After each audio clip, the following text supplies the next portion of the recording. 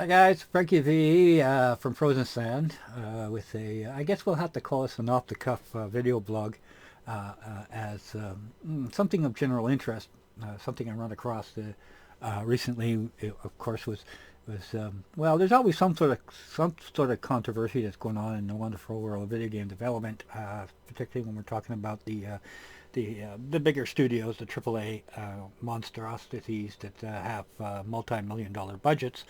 And in this case, I'm going to be picking on a little on Mass Effect Andromeda, and as developed by Biosphere, or I should say Biowear, out of Montreal, who has had a history of producing rather quality games, except for the recent release of Mass Effect, of course, which everybody has been pointing out the terrible facial animations, which, yeah, okay, it doesn't take a rocket scientist to agree to the fact that it's not what you would expect from a company with a AAA heritage, and certainly not from a franchise game such as Mass Effect.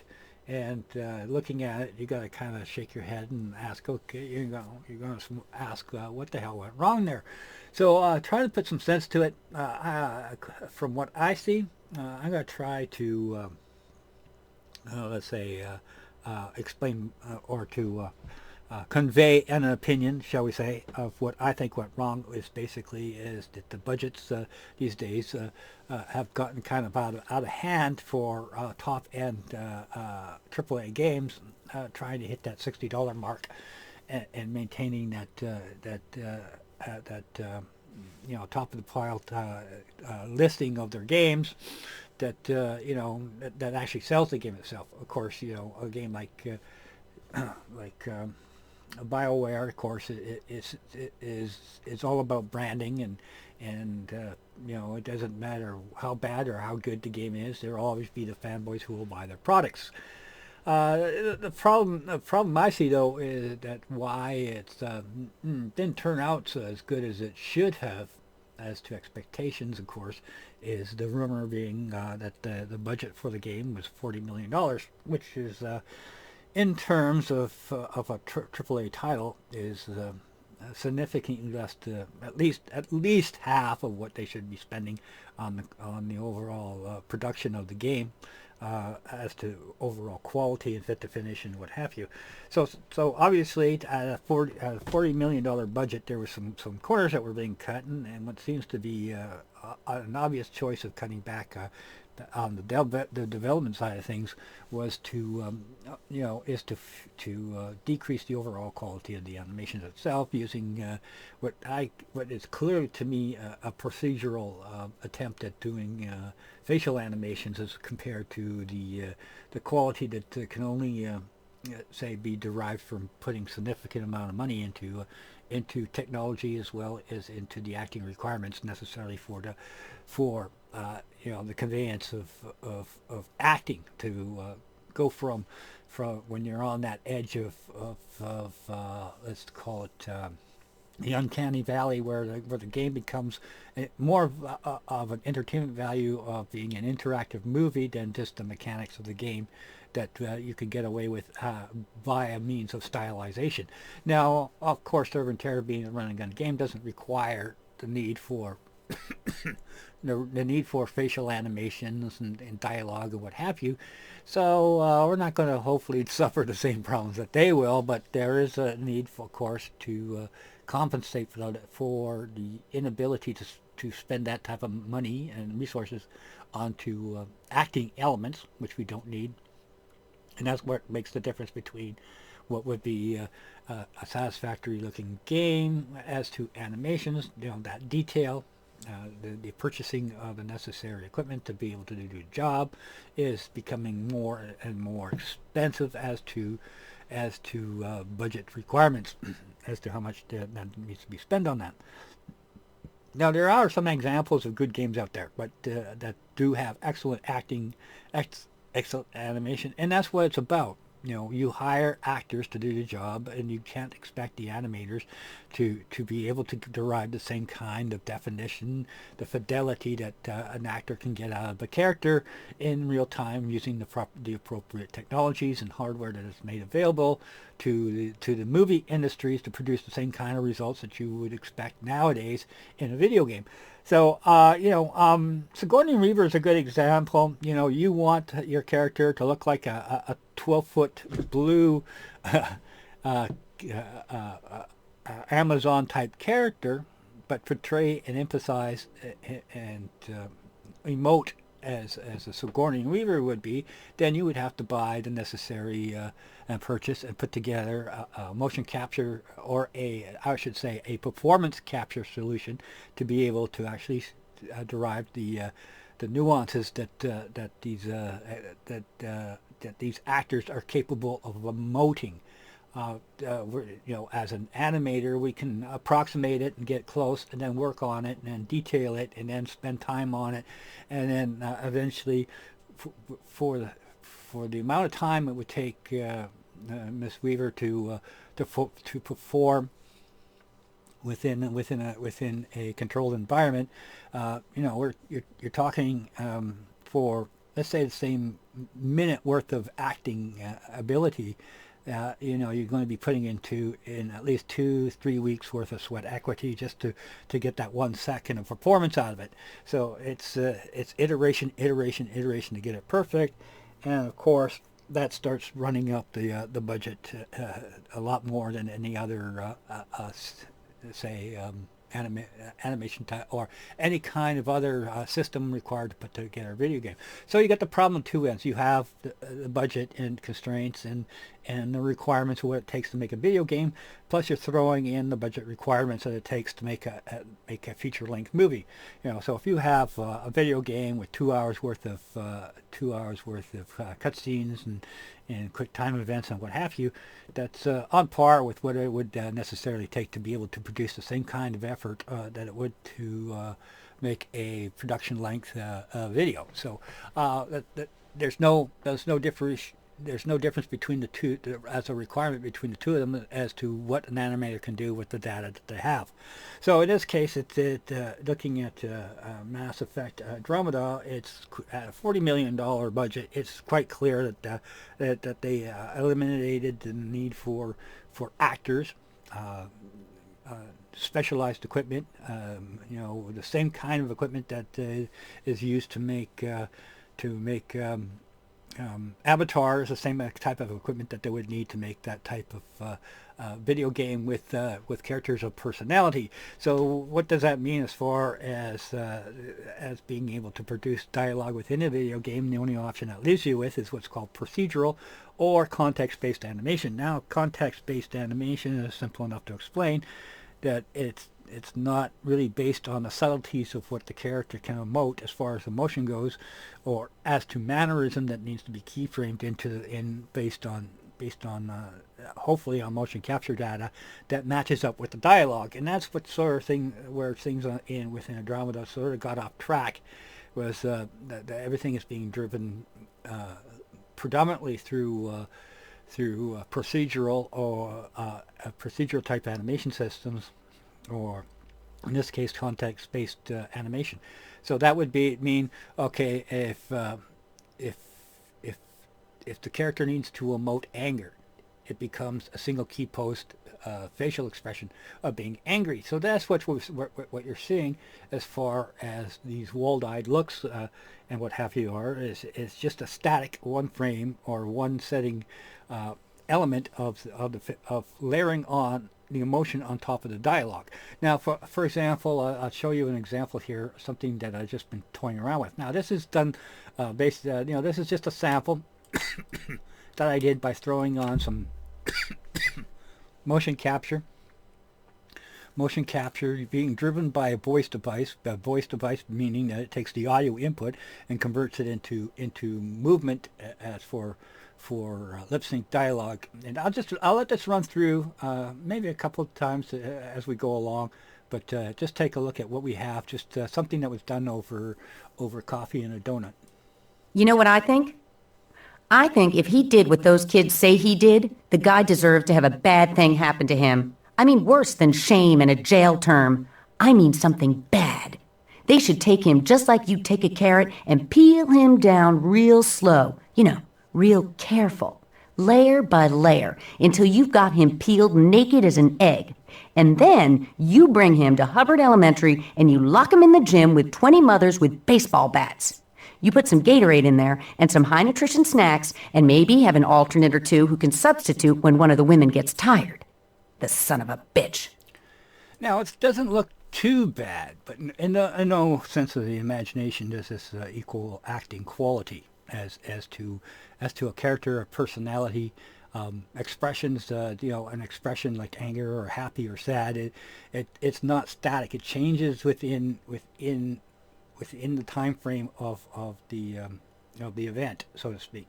So if somebody's happy, their expression changes in dimension and fidelity as they become more or less angry within the dialogue. So it's as compared to what you see in Mass Effect Andromeda is they just basically take the expression of angry and fire the shape, the form up to 100%, and then leave it at that. And then they consistently reuse the same expression sets over and over and over and over again. So when you look at one character, you can see the same expression in another character, or that same expression being used later on down the line, and it's all being driven by procedural types of if-then type events. So it just doesn't look natural, of course, as to the body language actually aligning with the actual dialogue that's being spoken. You can watch, news announcers and see how they articulate and move, and everything seems to work in harmony with one another. Where anything that is applied intuitively tends to go off balance with whatever it is that's being spoken. So if I run this back again, if we watch if we watch the dialogue in conjunction with the action, it's much more clear that the two don't really match up with what the dialogue is coming out, how the character should be expressing. You know what I think? I think if he did what those kids say he did, the guy deserved to have a bad thing happen to him. I mean, worse than shame and a jail term. I mean something bad. They should take him just like you take a carrot and peel him down real slow. Real careful. Layer by layer, until you've got him peeled naked as an egg. And then you bring him to Hubbard Elementary and you lock him in the gym with 20 mothers with baseball bats. You put some Gatorade in there and some high nutrition snacks and maybe have an alternate or two who can substitute when one of the women gets tired. The son of a bitch. So obviously the dialogue does not match the movement, but the thing about it behind it all is not attempting to create an actor, but rather to create a stylized impression of the character. So a lot of times you can get away with that as long as it fits within the ribbon, the stream of whatever it is, the performance that is required. If you need acting ability, then you have to capture that performance from an actor. An actor, the only person that has that skill and the ability to convey a sense of emotion, to emote, so to speak, would be a highly skilled actor. And that's what you see in a lot of top titled AAA games, particularly as far as performance capture goes, is that performance is captured by the individual and not a procedural event that simply is pushing numbers. Now that's what's happening here. This is not being driven by keyframe. It's all motion capture, and it's all. Let's see if we can get our window back. Window. Okay, layout.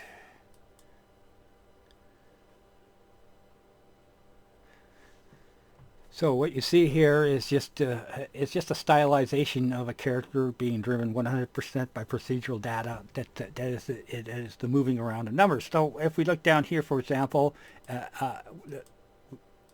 we bring in our voice data into a voice device. Now I'm assuming this is what's going on with Mass Effect Andromeda.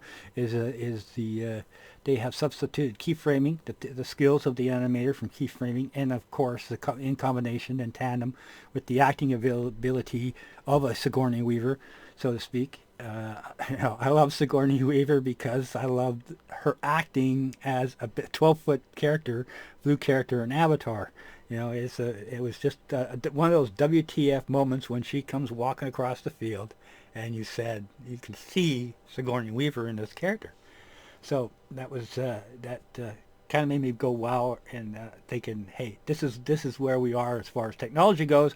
And of course, I'd love to see that being conveyed into video games. But of course, in Mass Effect, with a $40 million budget, they kind of failed on that. So in this case, what we're doing is we're just taking the audio input device and we're creating a shape, a form that would be associated with that particular audio that's being spoken. So this is actually drives the mouth. The mouth action. This has absolutely nothing to do with how the expressions are created layered on top of the characters, which is where everything goes wrong. So we can have a character that actually can talk, and of course, talking is just the mouth opening and closing. So it doesn't need anything fancy, and you can get away with bloody murder just for as far as the dialogue part.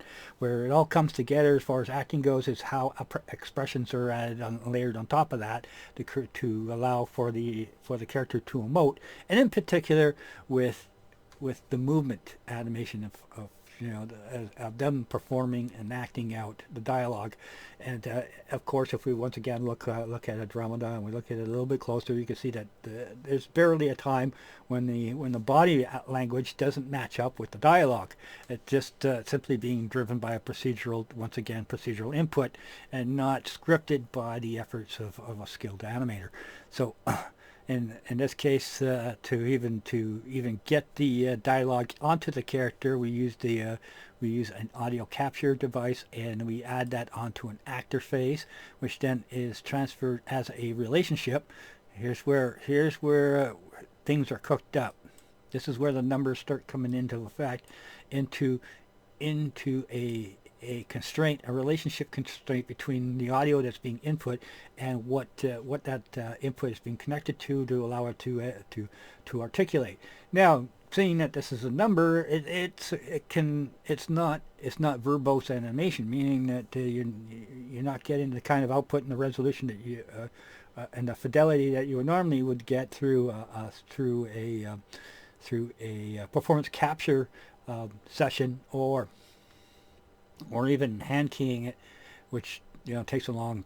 I'm not going to get into that. If you're talking about wanting to get the nuances of an actor into a digital character, like you're talking about an order of 10 to 1 about the amount of time that it takes to be able to do it. So this actually just channels the information into the rigging based on the audio input. Now, in this case, to add the expression sets to it, is simply taking a particular shape and adding a dash of expression to the solution. But if we go ahead and we take a look at the actual input, where all the data lands up with, that would be the character face. And as you can see, we have a set of predefined expressions that are triggered up and down, move up and down as to percentage of output. So in this case, I would say this actually looks, I'd have to say, biased that I am, it looks better, far superior to what I've seen in Andromeda, with very, very little work and effort that had to put into it. That certainly wouldn't crush the budget to any sense of degree that can be imagined. But in this case, you can see the angry. This is where things kind of get off the beaten track. Is if these are hyperextended values, they become exaggerated. So who in their right mind has an angry face like that?